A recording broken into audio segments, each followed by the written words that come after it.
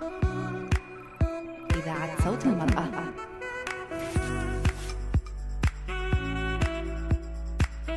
مقهى النساء.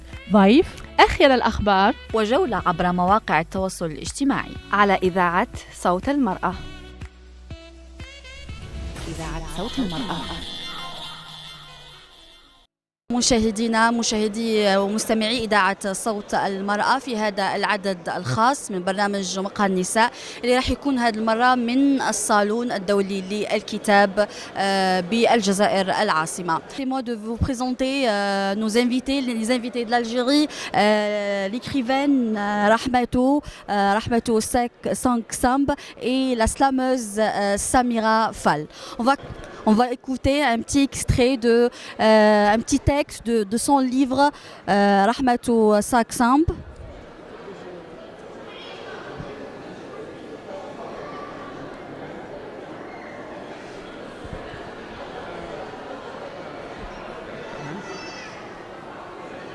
Voilà.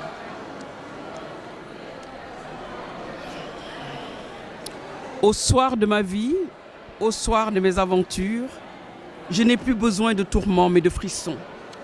Au soir de ma vie, au soir de mes aventures, je voudrais m'éloigner des vers palétuviers, du fleuve Congo qui gronde et charrie.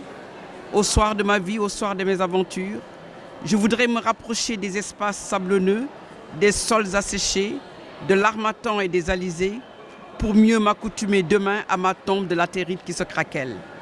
La veuve qui me rassure, c'est celle qui égrènera son chapelet et c'est l'irlas sur mes péchés de chair. Je voudrais au soir de ma vie les laitages qui couronnent les bouillies de Mattel plutôt que le poisson-chat lové dans le secret des liboquets. Au soir de la vie, vous rentrez au pays pour donc retrouver tout ça. Voilà. C'est qui Rahmatou Sanksamb? Voilà, bon, je suis... par quoi commencer? Bon, moi je suis l'Ébou, donc l'ethnie traditionnellement de pêcheurs. Je suis originaire de la ville de Bargny. J'ai été mariée très jeune à un diplomate et j'ai parcouru le monde. Et je peux dire qu'en fait, mon écriture est la résultante de cet itinéraire. Dans le Négus Rouge, par exemple, comme dans Fergo, ce sont en fait d'autres peuples et d'autres cultures que j'ai rencontrées, que je fais découvrir et partager à mes lecteurs. Voilà. Je suis mère de 3 enfants. Merci. Okay. Donc, on a aussi notre invitée Samira Fall. Samira Fall, c'est une slameuse. Présentez-vous, Samira. C'est qui, Samira? Donc, bonjour tout d'abord. Je m'appelle Mariam Absofal Koulibaly, mais mon nom de slameuse, c'est Samira Fall. Je fais du slam depuis 2014 maintenant. En 2017, j'ai sorti un recueil de poèmes qui s'appelle Oxymorique. Oui. On va parler après, c'est quoi le slam, comment vous voyez l'Algérie et autres questions. Donc, on va parler avec Rahmatou sur les recueils, les œuvres que nous avons ici aujourd'hui. On a du Bouab au Sagao et aussi on a à l'ombre du Négus Rouge. Et le dernier, bien sûr, c'est Fergo, tu traceras. Et il a gagné le prix de quoi? C'est le Grand Prix du chef de l'État pour les lettres. Quelle année? C'est l'édition de 2017. C'est la dernière édition, en fait. D'accord. À l'ombre du Négus Rouge. Et mon premier roman, c'est un roman historique qui a comme cadre la révolution de 1974 qui a renversé l'empire de l'empereur Haïlé Sélassié et donc la chute de cette aristocratie trimillénaire.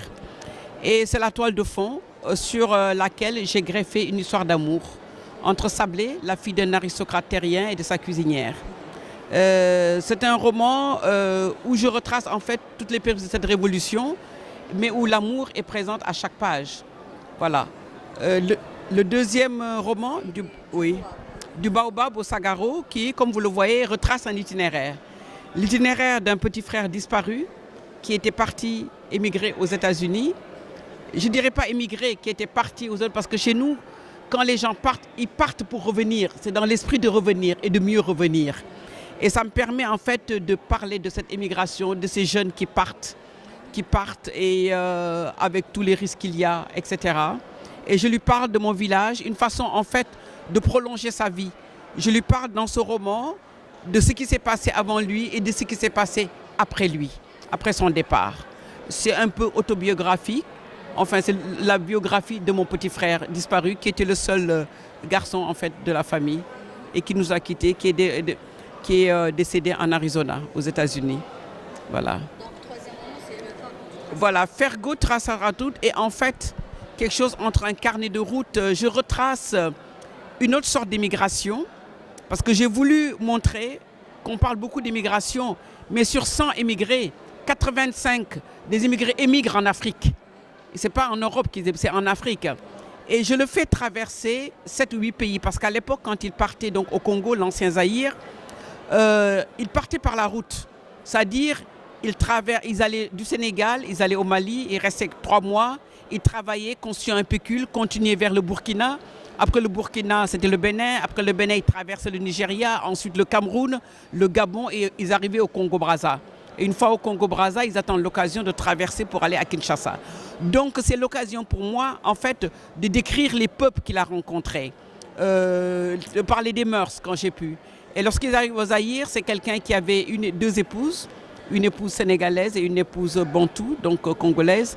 Et j'ai voulu, à travers mon roman, montrer la diversité de la femme africaine. Voilà, par là. Oui, oui, absolument. C'est jamais monolinéaire, si je veux dire.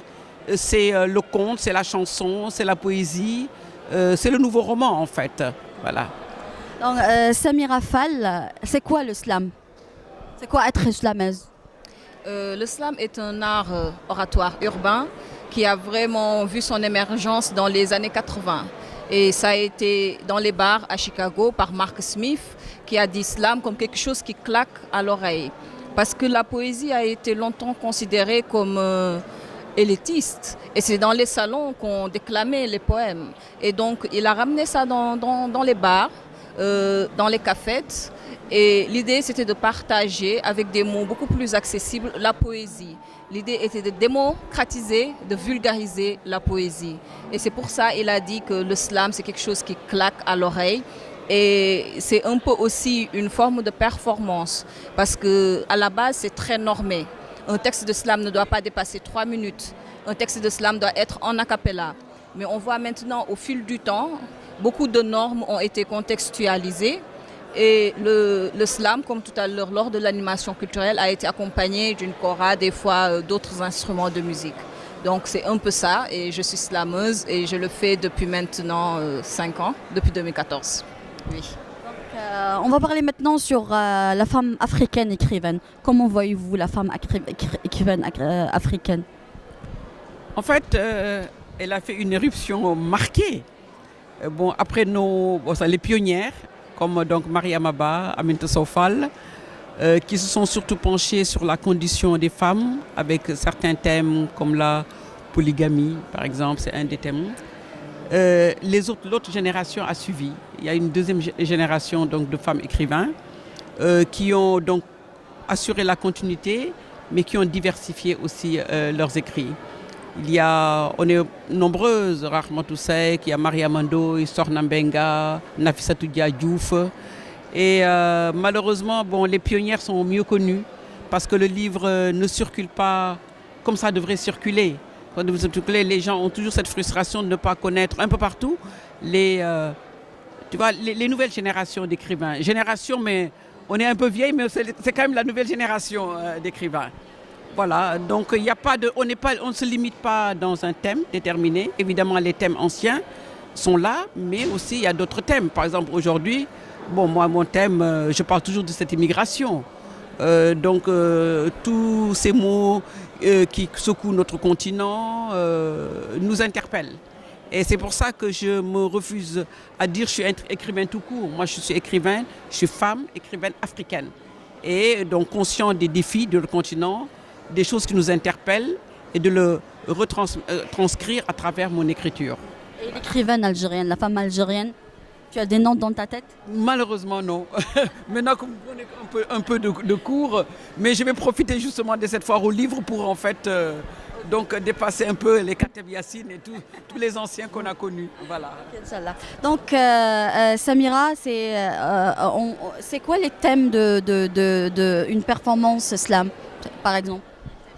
Bon, moi, les thèmes que j'aborde dans mes textes, c'est vraiment la vie de tous les jours. Elle m'inspire. Donc, c'est assez aléatoire. Je ne me cloisonne pas dans certains thèmes, mais tout ce qui me parle, tout ce qui m'interpelle, je le dis dans ma poésie.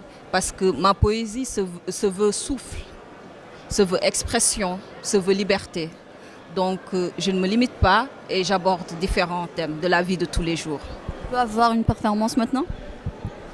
D'accord. Vous qui voulez me priver du plaisir de mon.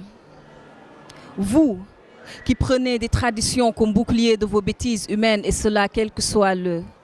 Dites-moi, dans quel livre cela a-t-il été écrit, dans quel que vous aviez le droit de me priver du bout de mon.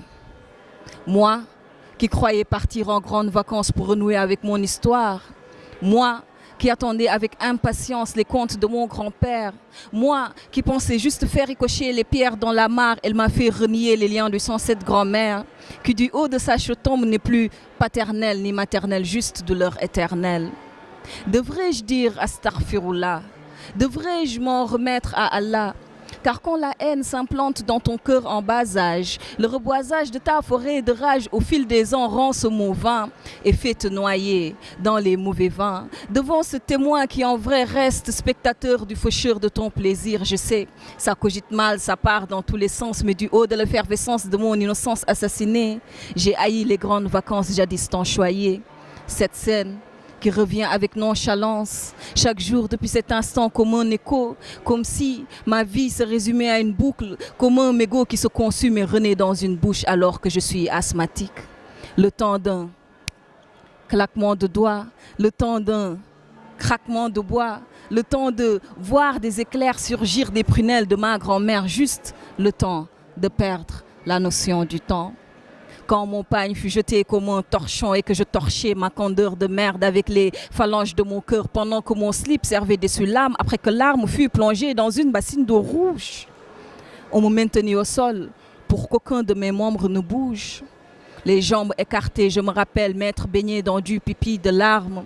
Je me rappelle avoir vu mes tripes sur ma face à force de vomir mes boyaux. Je me rappelle avoir vu le soleil tomber sur ma tête alors que j'étais dans une case close. Je me rappelle avoir vu mes cris stridents se déchirer sous mes paupières et dire que je n'en étais qu'à l'âge de glace. Je ne compris les enjeux d'une telle fonte ou refonte de la barbarie, moi qui croyais que la vie n'était qu'une immense aire de jeu. Mais si le plus dur c'est de le vivre, le plus insupportable, c'est de le ressasser. Et si à chaque rapport sexuel, je suis ivre de douleur, pourquoi est-ce que je devrais la fermer? Juste parce que certains se cachent derrière la culture des cons pour contrôler ton corps. Mais les questions s'empilent et il est difficile, ce quotidien qui ne tient qu'à un fil que moi-même, je ne vois même plus. Mais comment vous décrire l'enfer quand vous-même ne croyez pas en son existence sur Terre? Comment vous parler de mutilation génitale sans pour autant avoir l'air de vous faire le synopsis d'un documentaire banal? Comment vous parler d'une chose vraie sans vous choquer? Car quand la vérité te rentre dedans avec violence, les pare-chocs se font la malle et même les meilleurs airbags restent bloqués. Donc si toi aussi tu fais partie du lot de celles qui se sont vues t'aider le clito entre subir et subir, ne choisis jamais de te soumettre, la tête haute, les yeux braqués vers l'avenir.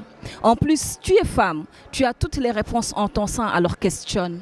Et si elle reste vaine, élève ta voix contre ceux qui veulent te priver du plaisir de ton sexe. Ceux qui prennent des traditions comme bouclier de leurs bêtises humaines, et cela quel que soit le contexte. Demande-leur où cela a-t-il été écrit, dans quel texte, qu'ils avaient le droit de te priver du bout de ton sexe. Interprétation. Donc, le mot de la fin, c'est pour vous, madame. Un petit mot pour les lecteurs algériens, femmes et hommes.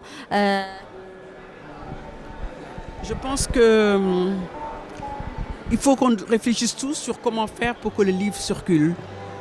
Parce qu'en fait, on connaît un peuple par beaucoup de choses, et aussi surtout par sa littérature, dans laquelle transparaissent les mœurs, les coutumes, l'histoire. Et c'est sur ça qu'on doit peut-être travailler pour l'amitié des peuples. Donc se connaître, ça pour mieux s'apprécier et mieux s'aimer. On s'aime déjà beaucoup. رحمته ميرسي بوكو. هكذا نكون وصلنا مستمعينا ومشاهدينا الى نهايه هذا العدد الخاص من برنامج مقهى النساء بمقهى النساء الخاص بالصالون الدولي للكتاب. شكرا لكم. إذاعة صوت المرأة.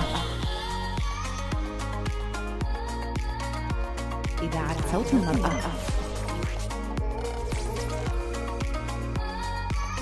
إذاعة صوت المرأة.